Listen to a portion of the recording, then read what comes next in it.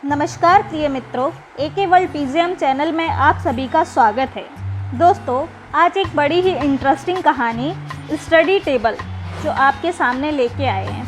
आइए इस कहानी के बारे में जानते हैं। दोस्तों, कल रात बड़ी अच्छी सी पंक्ति मन में आ रही थी, बार बार दोहराती रही। सोचा जब विवेक सो जाएंगे तब लिख लूँगी, लेकिन बच्चा है ना, जब तक माँ थपक कर सुला नहीं देती नींद नहीं आती उसे। वही हाल विवेक का है। पता नहीं विवेक कभी बड़े भी होंगे या नहीं। हर समय जैसे पल्लू से बंधे घूमते रहते हैं। कितना मन चाहता है कि कभी कुछ पलों का एकांत मिले तो चंद लम्हे खुद के साथ गुजार सकूं। लेकिन ये इच्छा पूरी होना तो असंभव सा लगता है। बड़ी घुटन सी होती है कभी कभी। पिछले आधे घंटे से विवेक टेबल पर खटर पटर कर रहे थे। कभी कोई किताब उठाकर शेल्फ में रखते, कभी शेल्फ से कोई किताब निकालकर टेबल पर रखते, कभी मोबाइल उठाकर यूं ही कोई ऐप खोलते, कभी बंद करके वापस रख देते। उन्हें समझ ही नहीं आ रहा था कि समय कैसे बिताएं। एक तो 8 महीने पहले वे रिटायर हो गए हैं। उस पर वैशाली भी पिछले 4 दिनों से अपने मायके जाकर बैठी है। उसकी माँ को भी अभी ही बीमार पड़ना था, और बीमार पड़ी भी तो उनके दूसरे बच्चे भी तो हैं। वैशाली को जाने की क्या ज़रूरत थी। दिन भर उससे बातें करने में दिन बीत जाता है, लेकिन अब वह है नहीं तो दिन सुरसा के मुंह की तरह बड़ा होता जा रहा है।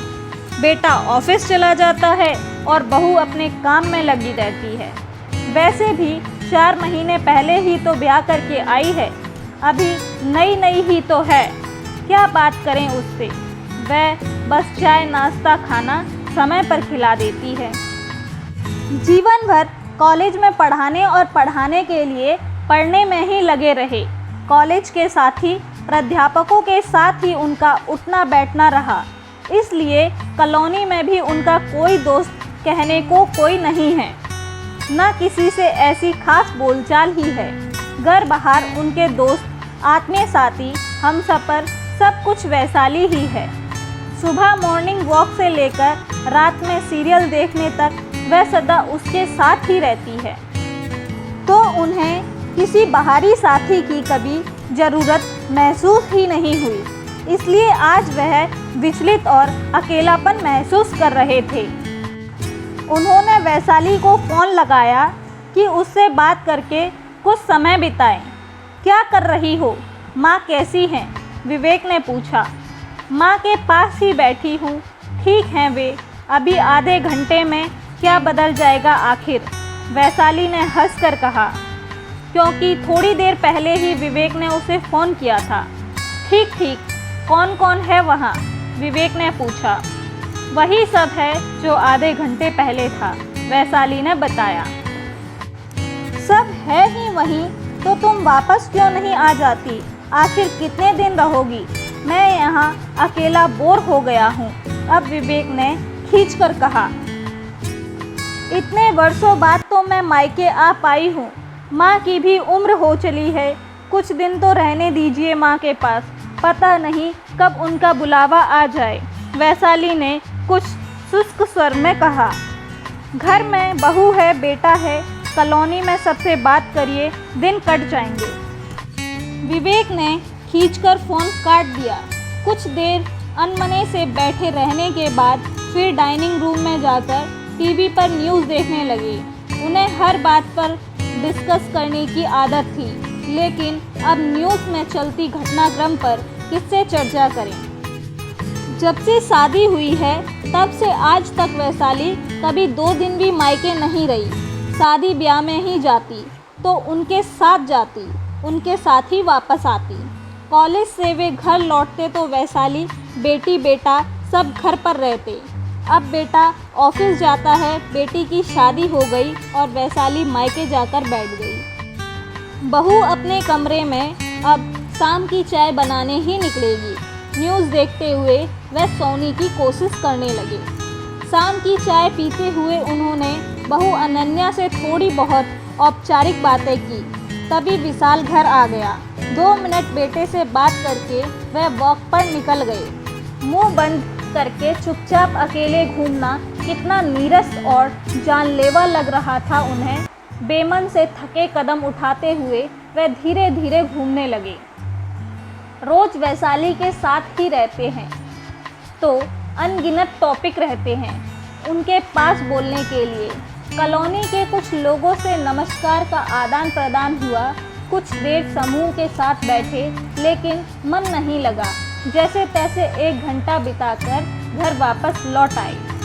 रात भर बिस्तर पर भी करवटें बदलते रहे। नींद ही नहीं आती। कितनी आदत हो गई है उन्हें वैशाली की। एक पल भी चैन नहीं है। कितना खालीपन, कितना अकेलापन उनके बिना। तभी तो पति और पत्नी को जीवन साथी कहते हैं, क्योंकि वे वास्तव में जीवन के हर पल एक साथ होते हैं। दूसरे दिन विवेक अलमारी में अपनी शर्ट ढूंढ रहे थे। शर्ट ढूंढने के कारण बाकी कपड़े अस्त व्यस्त हो गए। उन्होंने सोचा कि सारे कपड़े बाहर निकालकर ठीक से तय करके रख देता हूँ। वैशाली के कपड़े भी अस्त व्यस्त हो रखे थे।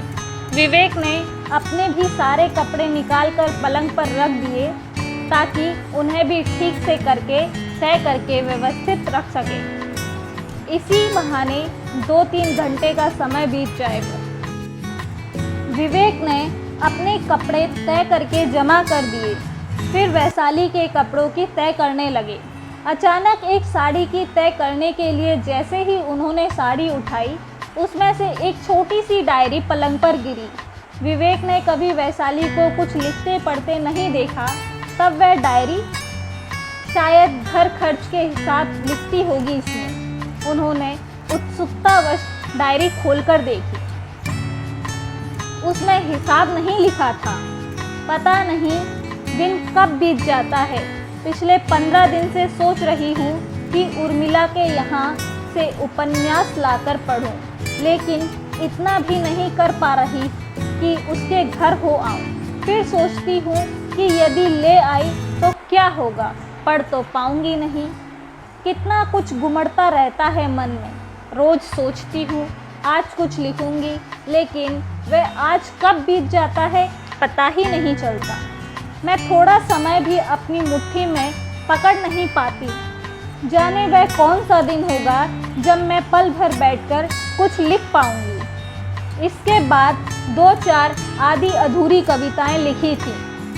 कोई 4 पंक्तियां थी, कहीं 6 या 8 पंक्तियां लिखी थी, कहीं तो 2 पंक्तियां भी पूरी नहीं हो पाई थी।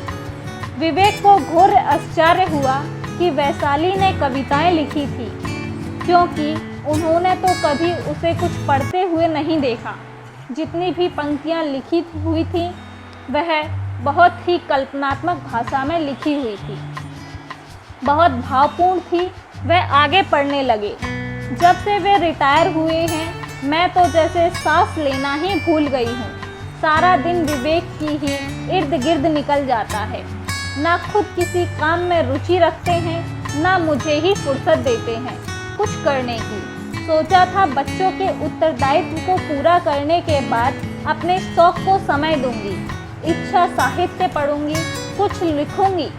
लेकिन यह 4 पंक्तियां भी तभी लिख पाती हूँ जब वे नहाने गए होते हैं। जीवन भर परिवार के उत्तरदायित्वों को पूरा करने में ही जुटी रही। सास ससुर, बच्चे और अब विवेक। वह भी किसी बच्चे से कम थोड़ी हैं। क्षण भर भी एकांत नहीं देते। कल की ही बात है, सोचा देर तक नहा लूं, कुछ देर तो फुर्सत मिलेगी। लेकिन 10 मिनट बाद ही दरवाज़ा खटखटाने लगे। वहाँ भी चैन नहीं। यह नहीं कि कॉलोनी में किसी से पहचान बना लें, फ्रेंड सर्कल बना लें तो मुझे घंटे भर की तो फुर्सत मिले। अब तो अखबार पढ़ना भी दुर्भर हो गया है। पेपर उठाओ तो विवेक आ बैठते हैं और कोई ना कोई बात छेड़ देते हैं। इससे तो बच्चे संभालना ही अच्छा था। विवेक तो बच्चे से भी कठिन है। कोई सीरियल देखने लगती हूँ तब भी उनकी कमेंट्री बंद नहीं होती। अपने बच्चे, फिर विवेक और कुछ सालों में बच्चों के बच्चे, लगता है बस बच्चे ही संभालते संभालते जीवन बीत जाएगा। कल रात बड़ी अच्छी सी पंक्ति मन में आ रही थी, बार बार दोहराती रही। सोचा जब विवेक सो जाएंगे तब लिख लूँगी, लेकिन बच्चा है ना, जब तक माँ थपक कर सुला नहीं देती तब तक नींद कहाँ आती है उसे। वही हाल विवेक का है। पता नहीं विवेक कभी बड़े होंगे या होंगे नहीं। हर समय जैसे पल्लू से बंधे रहते हैं, घूमते रहते हैं। कितना मन चाहता है कि कभी कुछ पलों को एकांत मिले तो चंद लम्हे खुद के साथ गुजार सकूं, लेकिन यह इच्छा पूरी होना तो असंभव सा लगता है। बड़ी घुटन सी होती है कभी कभी। अब बहुत याद करने पर भी वे पंक्तियाँ ध्यान में नहीं आ रही हैं कि क्या थी वे। आज शाम को घूमकर वापस आते हुए रमेश भाई साहब मिल गए थे। यह उनसे बातें करने ठहर गए। मैं बड़ी खुशी से घर वापस आई कि कुछ देर तो रिलैक्स कर सकूंगी, लेकिन कहाँ। घर आकर हाथ पैर धोए ही थे कि पीछे से साहब खुद भी चले आए। बड़े खुश थे कि पीछा छुड़ाकर चला आया, और मैं क्या कहूँ कि 2 मिनट के लिए भी पीछा नहीं छोड़ते। कल शाम को रिमझिम फुहार बरस रही थी। बड़ा मन कर रहा था कि एक कप चाय लेकर खिड़की के पास खड़ी होकर चुपचाप बारिश की बूंदों को देखती रहूं, पर मेरे नसीब में वह खिड़की भी कहाँ। आते जाते बड़ी हसरत से उस स्टडी टेबल को देखती रहती हूँ बस। काश कभी उस पर बैठकर मैं कभी कोई किताब पढ़ पाती, कभी कुछ लिख पाती। काश डायरी विवेक के कपकपाते हाथों से छूटकर पलंग पर गिर पड़ी।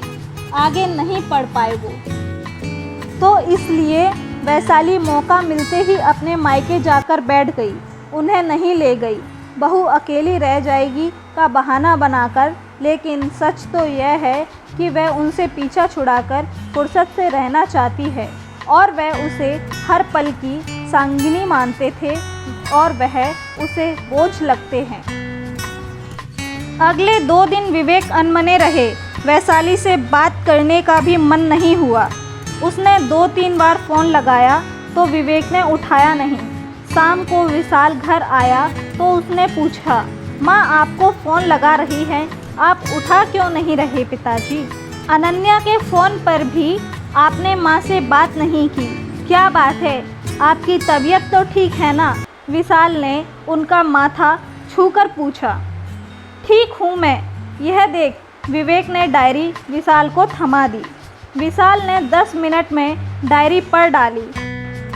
तो इसलिए आप माँ से नाराज़ हैं? तो नहीं होऊंगा क्या? मैं तो उसका इतना साथ देता हूँ, एक पल को भी अकेला नहीं छोड़ता, कहीं आता जाता नहीं, किसी से बात मुलाकात तक नहीं करता। और उसके मन में विवेक का गला रुंध गया। पिताजी, माँ भी आपसे बहुत प्यार करती हैं, लेकिन आपको समझना होगा कि उनका अपना भी एक अलग अस्तित्व है, कुछ इच्छाएं हैं। उन्हें भी अपने शौक़ पूरे करने की इच्छा है, और उनके लिए उन्हें थोड़ा सा स्पेस चाहिए बस।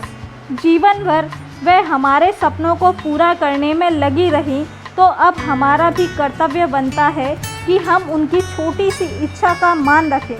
ज़्यादा नहीं, पर 1-2 घंटे का एकांत, उनका अपना एक व्यक्तिगत कोना तो घर में उन्हें दे सकते हैं ना, और देना भी चाहिए।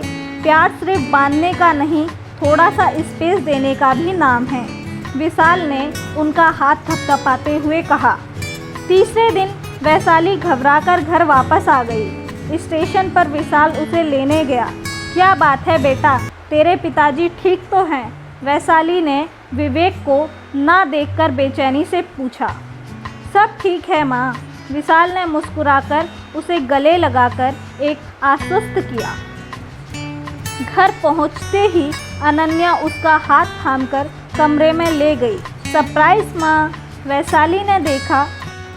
खिड़की के पास स्टडी टेबल नए ढंग से सजा हुआ था। छोटा सा फ्लावर पॉट गुलाबी फूलों से सजा हुआ, पेन स्टैंड, बड़े लेखकों के उपन्यास और किताबें। यह तुम्हारा कोना और तुम्हारा अपना स्टडी टेबल। विवेक कुर्सी थामे मुस्कुरा रहे थे। और यह डायरी और पेन। अब आप खिड़की के बाहर बरसती बूंदों को देखकर खूब कविताएं लिखा करिएगा। अनन्या ने एक खूबसूरत डायरी पेन उसे देते हुए कहा। तुम इस कुर्सी पर बैठो, मैं अभी आया। विवेक कमरे से बाहर जाने लगे। अरे आप कहाँ चले? वैशाली ने पूछा। सबके लिए चाय बनाने।